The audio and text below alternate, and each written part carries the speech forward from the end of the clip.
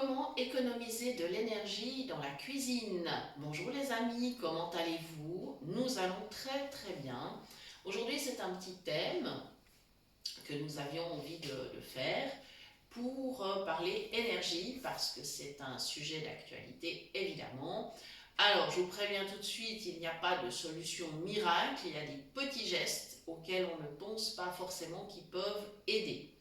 Alors, pourquoi spécifiquement dans la cuisine? D'abord parce que nous avons une chaîne qui est consacrée à la cuisine en particulier et que très probablement tout ce qui est faisable dans la maison, vous le faites déjà, c'est-à-dire, je ne sais pas, faire tourner le lave-linge ou le sèche-linge pour ceux qui en ont aux heures creuses, enfin, etc. Donc ces gestes-là, j'imagine que vous les pratiquez déjà et donc on ne va pas revenir là-dessus. Maintenant, dans la cuisine, il y a plusieurs choses qu'on peut faire effectivement pour éviter d'utiliser trop d'énergie en attendant que les nouvelles technologies nous permettent soit de produire chacun ce dont il a besoin, puisqu'on a des stations solaires maintenant qui peuvent même être mises sur un balcon par exemple, etc. Mais ce n'est pas le sujet de la vidéo, donc évidemment il y a des technologies qui arrivent qui vont permettre effectivement peut-être d'être de plus en plus autonome à ce niveau-là. Donc, comme on dira dans le langage populaire, c'est un mauvais moment à passer. C'est vrai qu'en ce moment, le courant spécialement est très cher, mais peut-être que ça n'est pas définitif et qu'il ne faut pas disons, se focaliser trop là-dessus. Mais en attendant, effectivement, les factures, elles arrivent et donc on va essayer de voir comment on peut les faire baisser. Alors, dans la cuisine, déjà, ça va déjà dépendre.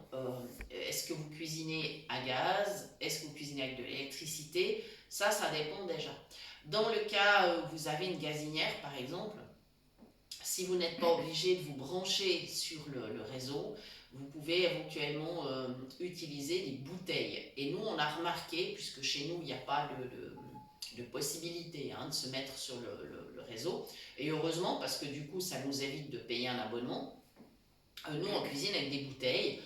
Et effectivement, on a remarqué que c'était très économique, parce que notre première bouteille, enfin celle qu'on a changée il y a 3 mois, elle avait duré 5 mois. Donc c'était plutôt pas mal pour une bouteille qui vaut une trentaine d'euros. Cuisiner 5 mois avec, ça va, hein, quand on sait le temps, enfin ce que coûte un abonnement de gaz, voilà, on a fait plutôt une bonne affaire. Alors, on était évidemment sur une période estivale, puisque la bouteille, elle a duré de fin juin à fin novembre. Donc, on a peut-être utilisé effectivement un peu moins la gazinière. Là, celle qu'on a actuellement, on est donc à fin février, on arrive gentiment à fin février, on l'a depuis fin novembre, donc 3 mois. On va voir ce qu'elle dure, mais même déjà en 3 mois, ça coûte toujours moins cher qu'un abonnement, on est toujours d'accord. Donc voilà. Donc si vous avez la possibilité d'utiliser des bouteilles, franchement, faites-le. C'est vraiment, vraiment plus économique. Bon, ça c'est un point. Maintenant, peut-être que votre système de cuisson, votre plaque de cuisson, est peut-être raccordée à l'électricité, c'est peut-être de l'induction, c'est peut-être du vitrocérame, ou encore peut-être des plaques électriques, pourquoi pas. Alors, à ce niveau-là, évidemment, il va falloir jouer sur les temps de cuisson et les quantités. Alors évidemment, quand on est en été, on peut un peu plus manger froid, c'est vrai. On ne va pas faire ça en hiver, c'est pas idéal. Et puis de toute façon, même l'été, si on cuisine, disons, des salades, il y a quand même des légumes, par exemple, qui doivent être cuits avant d'être mis en salade. Hein. Vous n'allez pas faire une salade de haricots verts avec du haricot cru. Voilà, donc bon, on est bien d'accord là-dessus. Alors, on peut jouer sur la cuisson, c'est-à-dire, alors on ne va pas réduire les temps de cuisson qu'il faut pour cuisiner, mais ce que je veux dire, c'est que ça dépend aussi du matériel que vous utilisez. Si vous avez par exemple un wok d'une bonne qualité, la cuisson sera vraiment plus courte. Voilà, ça c'est clair et net parce que ça répartit la chaleur de façon tout à fait uniforme. La cuisson va assez vite dans le cas où vous avez un wok en fonte par exemple.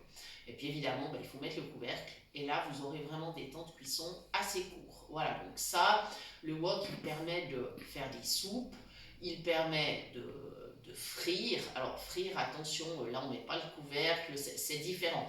La friture, attention, c'est un peu plus dangereux quand on est déficient visuel. Moi, je ne le fais pas toute seule, hein. Je me fais aider.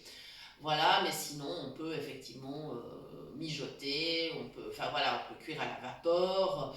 C'est vraiment un ustensile dans la cuisine. Et il ne permet pas seulement de cuisiner asiatique, il permet vraiment de cuisiner d'une façon générale. Donc voilà, on peut faire pas mal de choses avec un wok. Donc ça, c'est un ustensile qui est plutôt utile, qui permet de réduire les temps de cuisson.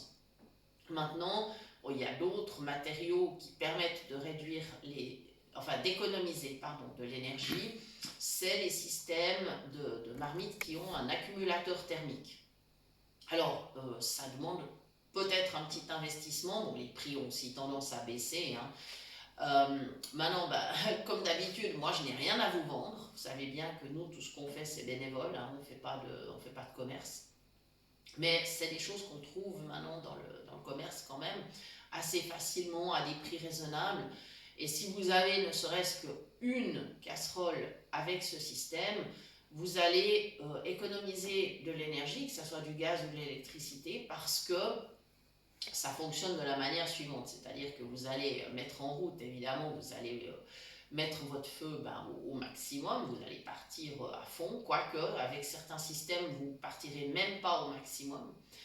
Et ensuite, dès que la casserole sera chaude, vous allez baisser au minimum, et là, votre cuisson va se poursuivre vraiment au minimum, sans que vous ayez besoin de retoucher le réglage. Et évidemment, ça, sur une facture, si on peut cuire avec la position minimum, eh bien, il est clair que ça finit par se sentir. Ça, c'est évident. Voilà, donc ça peut valoir la peine, si vous cuisinez beaucoup, effectivement, de s'intéresser à ces systèmes de cuisson. Maintenant, autre astuce, eh bien, par exemple, si vous cuisinez, je ne sais pas moi, un ragoût, un rôti, un émincé, même des légumes, quitte à utiliser justement de l'énergie pour la cuisson, cuisez-en le double et puis vous en aurez peut-être pour 2 jours ou 3 jours. Enfin, ça dépend aussi de la grandeur de votre famille, hein. Ça dépend si vous êtes 2, si vous êtes 4, si vous êtes plus. Mais tant qu'à faire, le temps de cuisson sera le même, l'énergie utilisée également. Donc finalement, pourquoi pas cuisiner un peu plus. C'est une recommandation qui est aussi valable pour le four. Alors les fours, c'est gourmand en électricité évidemment. Bon, il y a des fours à gaz, de toute façon c'est gourmand. Un grand four utilise beaucoup d'énergie. Alors, est-ce que c'est la peine d'avoir un grand four? Est-ce qu'il vaut mieux en avoir un moyen ou un petit? Encore une fois, ça dépend de l'utilisation que vous en faites. Puis ça dépend aussi si vous habitez un logement où il y a une cuisine équipée, c'est-à-dire là, vous n'avez pas le choix. Ou alors si vous avez pu équiper votre cuisine vous-même et donc acheter les appareils en fonction de ce dont vous avez besoin. Alors, un grand four, c'est vrai, c'est gourmand en énergie. Alors, même méthode, c'est-à-dire, quitte à cuire un gâteau, mettez-en 2 dans le four, ou 3 si vous pouvez. Moi, j'ai eu à une époque un très grand four, et je faisais des cakes, par exemple, des gâteaux, donc j'arrivais à en mettre jusqu'à 5. Donc, je les cuisais les 5. Et puis après, soit je les offrais, évidemment, parce que voilà, si on est invité, on apporte volontiers un gâteau. Soit je pouvais les mettre au congélateur, et puis donc soit les trancher pour dégeler chaque tranche séparément, ce qui va très très vite, ou alors effectivement de les dégeler en entier, on les sort un petit peu à l'avance, et puis ça fonctionne très bien.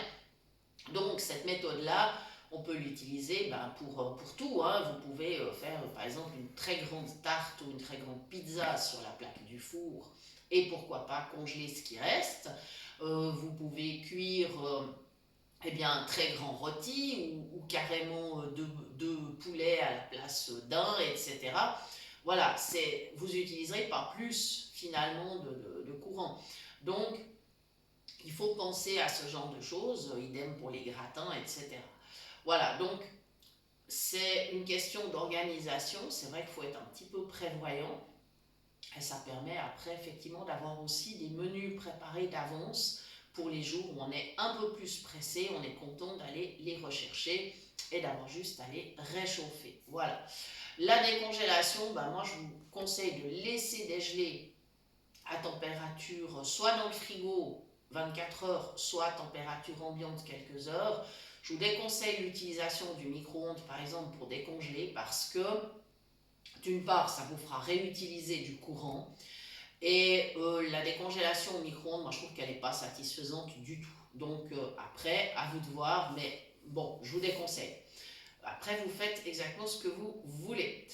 Autre appareil de la cuisine, enfin dans la cuisine ou dans la maison qui utilise pas mal d'énergie, c'est le congélateur. Alors, effectivement, je viens de vous dire que vous pouvez préparer plus pour congeler. Alors, vous allez me dire c'est un peu paradoxal, pas tant que ça. Dans le sens que si le congélateur vous permet justement d'économiser l'énergie au niveau de la cuisson, c'est déjà une bonne affaire. Ensuite, votre congélateur, ça dépend où il est placé. Alors évidemment que si vous habitez un logement où vous ne pouvez pas accéder par exemple ni à un garage ni à une cave ou que c'est pas tout près, ça va être compliqué parce qu'un congélateur, eh bien, il se maintient à une température de moins 18. Pour pouvoir se maintenir à cette température-là, automatiquement, il utilise pas mal de courant, ça c'est sûr. Et donc, s'il est dans une pièce à 20 degrés, vous avez bien compris que 20 plus 18, ça fait 38 degrés à compenser, c'est beaucoup, et c'est gourmand en énergie.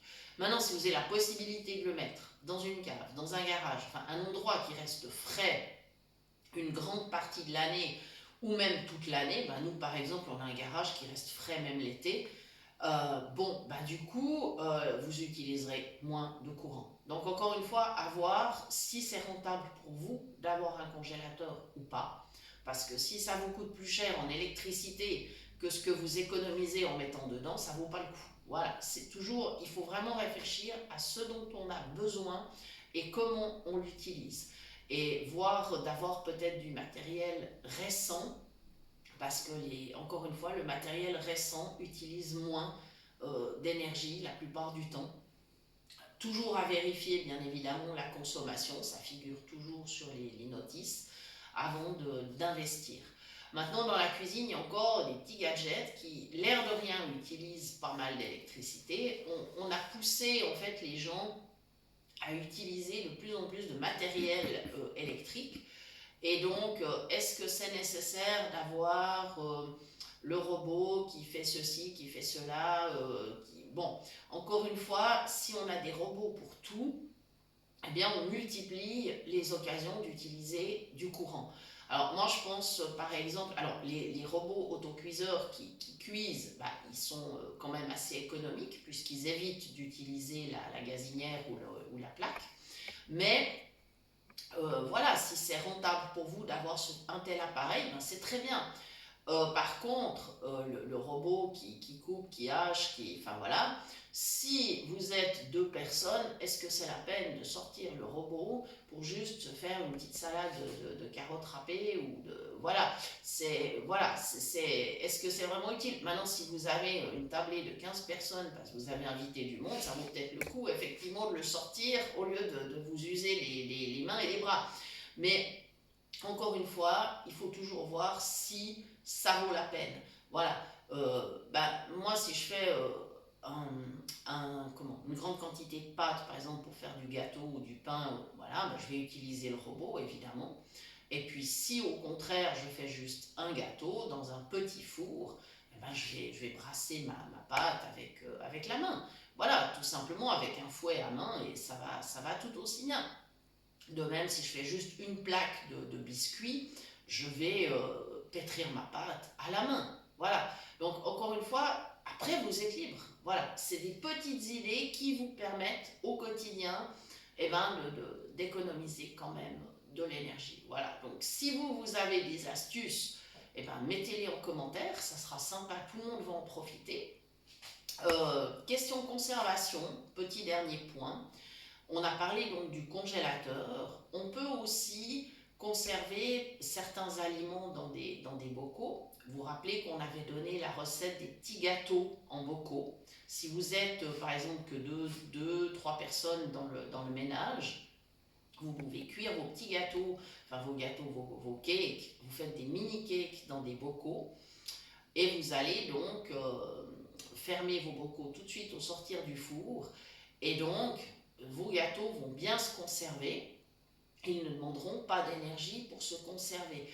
Donc, si tout d'un coup, vous avez la possibilité, on avait donné d'ailleurs la recette, hein, de faire des conserves de tomates ou autres, de courgettes, parce qu'elles sont pas chères ou parce que vous en avez dans votre jardin, ou voilà. Eh bien, à ce moment-là, les conserves en bocaux, une fois réalisées, ne demanderont aucune énergie pour être conservées. Voilà, donc pensez-y. C'est peut-être bien d'avoir un peu de conserve au congélateur et un peu de bocaux. Pourquoi pas? Ça, encore une fois, à vous de gérer au mieux. Mais dites-vous bien que les conserves, alors c'est toujours mieux si elles sont faites maison, mais les conserves n'utilisent pas d'énergie pour être conservées une fois qu'elles sont réalisées. Voilà, donc j'espère vraiment que toutes ces petites astuces vont vous aider. Si vous avez des questions, n'hésitez pas et vous pouvez toujours bien sûr nous écrire à l'adresse suivante cuisinepratique@mail.ch. Vous pouvez nous retrouver sur Facebook et dans le groupe Phoenix Cuisine Pratique sur WhatsApp. Voilà, donc merci de nous avoir suivis et à très bientôt pour de nouvelles idées cuisine.